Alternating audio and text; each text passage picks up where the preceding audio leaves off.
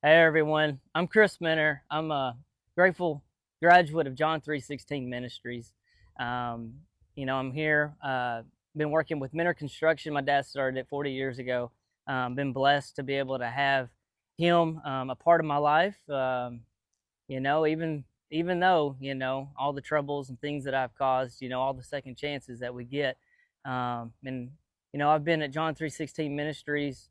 I was there for 3 times and for 5 years, and it was a grateful a part of my life, that I can't ever repay because of the thankfulness that I have towards the ministry, towards Jesus, being able to have a place to be able to call home while you're there, to be able to settle down, to be able to think clearly, to be able to have an open mind and open heart to how Jesus can save your soul, how He can transform your life into new beginnings and new starts. So if you're thinking about going to a place, that's 6 months or longer, and you're hesitant, I tell you, it's a drop in a bucket. Once you get there and you get through, you'll want to stay longer. I guarantee it. But even though it's been 6 months, it's a place that you need, even though you don't know you need it yet.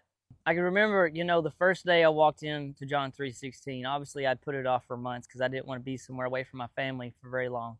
But I remember walking in, and just everyone, you could tell, had their own game plan, you should say, their own purpose. Everyone knew what they were doing, and it flowed so smoothly and so perfect. You could only just sit there and be in awe of just how everything was in unity and working together. Lance Douglas was actually the instructor that done my first interview, and thankfully I got in that day, and the rest is history.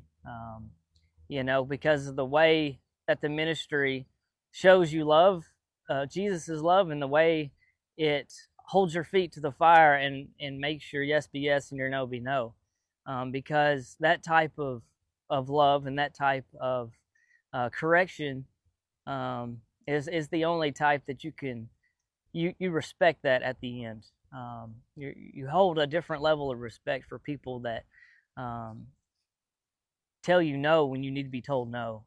And so it changed the way I viewed rehabs, because John 3 is not a rehab. So it changed my perspective right then in week one. Fast forward, 5 years, we've built several dorm houses. We've built an amphitheater for be able to have bands there on camp, so the camp didn't have to move. They were able to do all the events there on campus, and being able to have restoration with families that you don't even realize some of the opportunities that are available until they're there, and you're like, wow, did you see how Jesus just showed up and showed out. The women's ministry, all that is just being able, I was just being used by Jesus, because I'm as much of me as I need to be today as anybody. So being able to use the gifts and talents that He has given me, and giving all glory to Him, is is the way it all worked out. Is the way it all happens.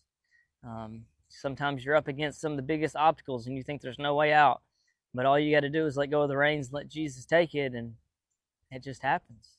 That is why I continue to support John 3, because I know where it's going. I can see the fruit of it. I can see how it's helped me, and I can see, if it can help me that much, how much it can help somebody else. So a continual support for events and fundraisers and tickets, and just, all of it does not go to waste. There's steadily men coming in there, and there's steadily beds open that men need to come in even more. So continue to pray for that. Continue to pray for doors to be open, whether that's in the jails or whether that's just in your community. Maybe it just needs to be shared a little bit more about how there's a free place that your son or daughter or husband or wife or anyone that needs to come and get a second chance in life, because I've had more second chances than anyone, I think, so I continue to work here and being able to have a place for graduates that want to, maybe start in a different location or start in a new trade, and being able to hire them to be able to continue what God has called me to do, and that is to disciple, to lead, to be able to help.